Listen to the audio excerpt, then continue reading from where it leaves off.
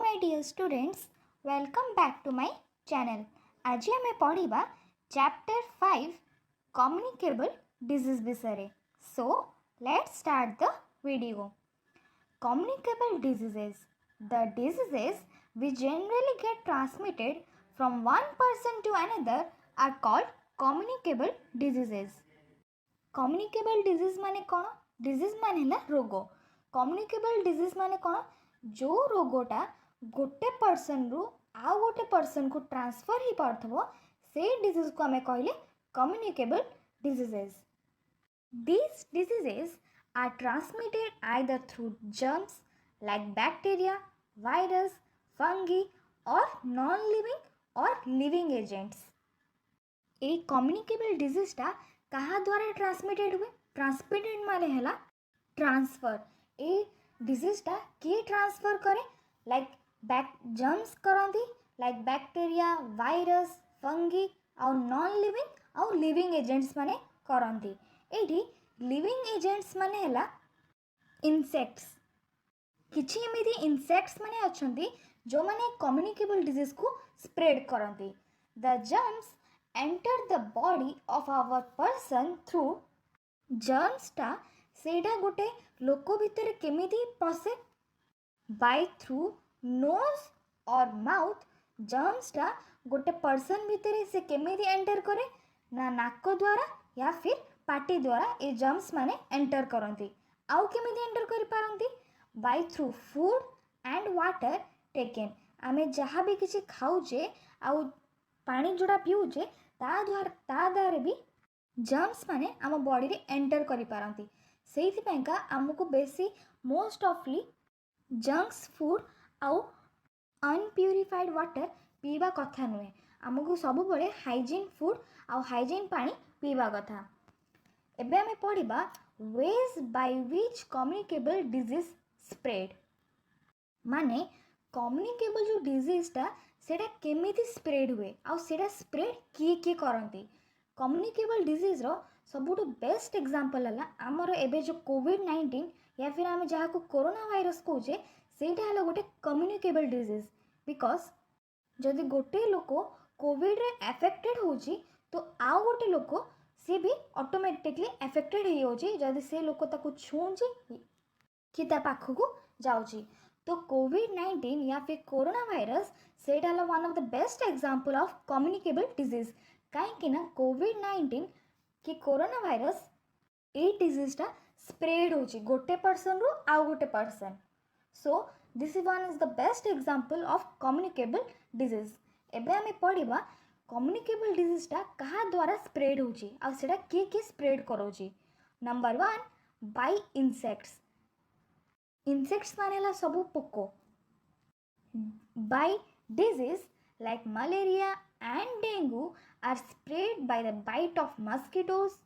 Plague is spread by fleas.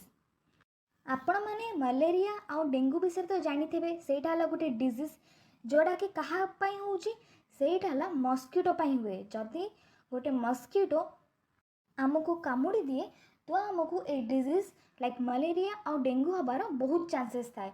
आउ एटा सब mosquito कामुड़ले हुएनी. एटा गोटे एमिति किसी स्पेसिफिक मस्किटो अछंदी जहाँ नाम हला एनोफिलो मस्किटो जे मलेरिया और डेंगू स्प्रेड कराए. आ plague is spread by the fleas. Plague हला गोटे डिजीज रो ना जे की स्प्रेड कराए ना फ्लीज. फ्लीज भी हला गोटे इंसेक्ट्स जे कि ए प्लेग रोग को स्प्रेड करे. Number 2 by air, water and soil. So ये जितने सब इंसेक्ट्स थे जो माने डिजीज को स्प्रेड कराती आ जो डिजीजटा गोटे लोक आउ गोटे लोक को स्प्रेड हो पारे माने ट्रांसफर हो पारे से डिजीज को आमे कहले कम्युनिकेबल डिजीज. आउ जो इंसेक्ट्स एटा स्प्रेड कराती तांको आमे कहले living agents. For example mosquito हला गोटे लिविंग एजेंट, फ्लीज हला गोटे लिविंग एजेंट. मस्किटो को डिजीज स्प्रेड कराए? Malaria and dengue. फ्लीज है गोटे लिविंग एजेंट, सी को डिजीज को स्प्रेड करे? सी करे प्लेग को. सो इंसेक्ट्स है living agents. Number 2 by air, water and soil द्वारा भी आमर नॉन कम्युनिकेबल कम्युनिकेबल डिजीजटा भी सेटा भी स्प्रेड हुए आउ एयर वाटर आउ सॉइल एटा हला आमर non living agents air water and soil are non-living agents which can be transmit disease. air water आउ soil द्वारा भी disease टा transmit हो पारे माने transfer हो पारे एमाने भी disease मानु को spread करि पारंती केमिति spread करंती the germs of the disease enter air water or soil through coughing sneezing and etc by an infected person जेबे भी गोटे इन्फेक्टेड पर्सन माने जेबे भी गोटे लोक को गोटे रोग होता है आ जो रोगटा ट्रांसफर हो पारे से लोक जदि खासे आउ छिंके विदाउट तार नोज आ माउथ को कवर न करके तो जे से जो भी जहाँ भी से खासिला टाइम रे तार माउथ रु आउ नोज रु जर्म्स टाको बाहर को पड़ा आसे आ सेटा आसिकी एयर रे वाटर रे आउ सॉइल रे मिसी जाए आउ जेबे से एमिति करे तो आमे कहि परिबा से एयर वाटर आउ सॉइल भितरे जर्म्स थाई पारंती काहे ना से इन्फेक्टेड पर्सन ता जर्म्स टा सब एयर वाटर आउ सॉइल को दे देला they can then enter the body of another person जेबे आउ गोटे लोको से एयर को ब्रीथ करे या फिर से पानी को जेबे पिए तो ता भितरे से जर्म्स टा पसीगला जो जर्म्स टा एयर वाटर और सॉइल रे थिला जेबे जर्म्स ऑफ कॉमन कोल्ड मीज and chicken pox spread through air while germs of diseases किछि एमिति जर्म्स माने एमिति किछि डिजीज अछि जोटा कि एयर द्वारा स्प्रेड हुए like common cold measles chicken pox एटा केमिति स्प्रेड हुए ना एटा एयर द्वारा स्प्रेड हुए like cholera typhoid jaundice spread through water आउ को डिजीजटा वाटर द्वारा स्प्रेड हुए माने कि कॉलेरा टाइफॉइड जॉन्डिस एटा सब स्प्रेड हुए वाटर द्वारा आउ एयर द्वारा को डिजीजटा स्प्रेड हुए measles chicken pox and common cold so आमे देखिले केमिति कम्युनिकेबल डिजीजटा इनसेक्ट्स द्वारा एयर द्वारा वाटर द्वारा कि सॉइल द्वारा ए डिजीजटा स्प्रेड हो पारे एबे हमें पढ़िबा prevention of communicable disease prevention माने हला आमे केमिति कम्युनिकेबल डिजीज को बंचे पारिबा communicable diseases can be prevented by observing the following precaution याद रे किछि हमको तीनटा पॉइंट्स पांच छटा पॉइंट्स किछि दिया जायछि जोटा कि आमे फॉलो जदि करबा ताले आमे कम्युनिकेबल डिजीज रु bunchy Paribas so let's start number 1 all the articles and clothes of infected person should be disinfected गोटे इन्फेक्टेड पर्सन माने कौन जदि जहाँ को गोटे डिजीज होइतबो आ जो डिजीजटा स्प्रेड हो पारे फॉर एग्जांपल जदि कहा को कोविड होइजी तो तार सब क्लॉथ्स आउ आर्टिकल्स माने तार जति सब छोट मोट जिनस ताको हमें भल से डिसइनफेक्ट कर देबा डिसइनफेक्ट माने ताको भल से धोई देबा लाइक डेटॉल डिटर्जेंट ताको हमें भल से डिसइनफेक्ट कर देबा जेमति तार क्लॉथ्स आउ आर्टिकल्स रे तार जेमति किछि भी जर्म्स न रहू number 2 one must always cover the nose or the mouth while sneezing or coughing जेबे भी हमें खासुचे कि छिंकुचे आमको सबु बेले हमर नोज आ माउथ को सब बेले कवर करके खासिबा कि छिंकिबा कथा बिकॉज आमे देखिले कि आमे जदि आमे खासुचे आउ जो छिंकुचे आम भीतर भी बहुत सारा जर्म्स थांती जो जर्म्सटा एयर रे आउ वाटर रे जाके मिसी जानती आ सेमाने एयर को केमिति जर्म्स दियंती सेइथि पैंका आमको सबु बेले हमर नोज आ माउथ को कवर करियबा कथा while sneezing or coughing time रे number 3 the surrounding must be kept clean and hygienic आमको सबु बेले आम आसपास रे आमको सब जिनस सफा रखिबा कथा आ सब बेले हाइजीन रखिया कथा number 4 water must not be allowed to stagnate around homes stagnant water is the breeding place of the mosquitoes आमको केबे भी पानीटा जमा करके रखा कथा नहीं माने केबे भी मग हो बाल्टी हो कि छोट छोट किसी भी जिनस पानी को आम जमा कर रखा कथा नहीं अगर आम सेमती करुचे ताहले मस्किटो मैंने से ब्रीड करती आ ब्रीड करके आहरी बढ़ी जाती तो मस्किटो बढ़िले आम तो जाचे मस्किटो को रोग स्प्रेड करे डेंगू आउ मलेरिया से आमको पानी को जमा कर रखा कथा नहीं। Number 5 it is important to keep on changing the water in the room coolers, flower pots and other containers after every 3-4 days. If not changed, such water can become the breeding place of dengue mosquitoes.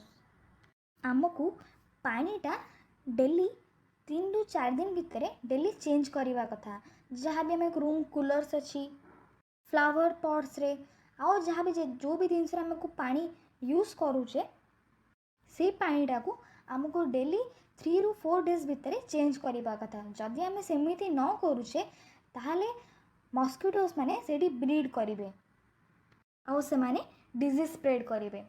Number 6 vaccination must be done to prevent many diseases like measles, polio and chicken pox.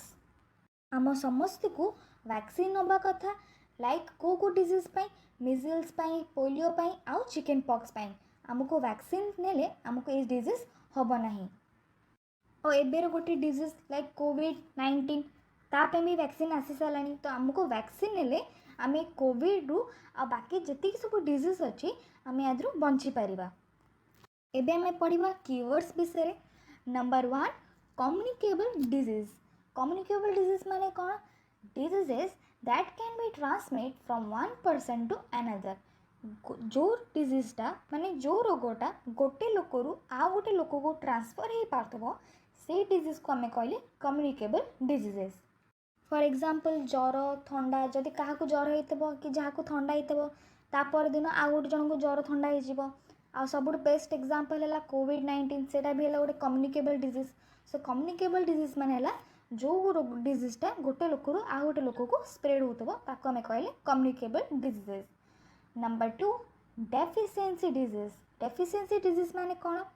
Diseases caused due to lack of और deficiency of any nutrient in diet. जदि आम खाद्य रे किछि भी nutrients अभाव अच्छी ताहले आमको ए डेफिशिएंसी डिजीज होता है। न्यूट्रिएंट्स माने है protein carbohydrate vitamins minerals fats जदि आम छोट पिला बेले आमको ये सब खाद्य भलसे न दि जाए ताहले आमको ये डेफिशिएंसी डिजीजटा हुए। Number 3 disease. डिजीज माने कौन? अ डिफेक्ट और एबनॉर्मालिटी फाउंड इन द बॉडी। जदि आम देहरे किसी भी डिफेक्ट या फिर एबनॉर्मालिटी थाए ताहले आम ताको कहले disease. Number 4 non communicable disease. Non communicable disease माने कौन? Disease that can not be transmitted from one person to another. जो डिजीजटा माने जो रोगटा गोटे लोकरू आ गोटे लोक को ट्रांसफर हो पारे ताको आम कहले नॉन कम्युनिकेबल डिजीज। जेमिति आपण मन घर जदि ग्रैंड फादर कि ग्रैंड मदर जदि थिबे सेमाने बहुत बेसी प्रॉब्लम थाए जॉइंट्स प्रॉब्लम थाए माने आंठू गंठीर बहुत प्रॉब्लम थाए तो से डिजीजटा केबे ट्रांसफर हुए नहीं।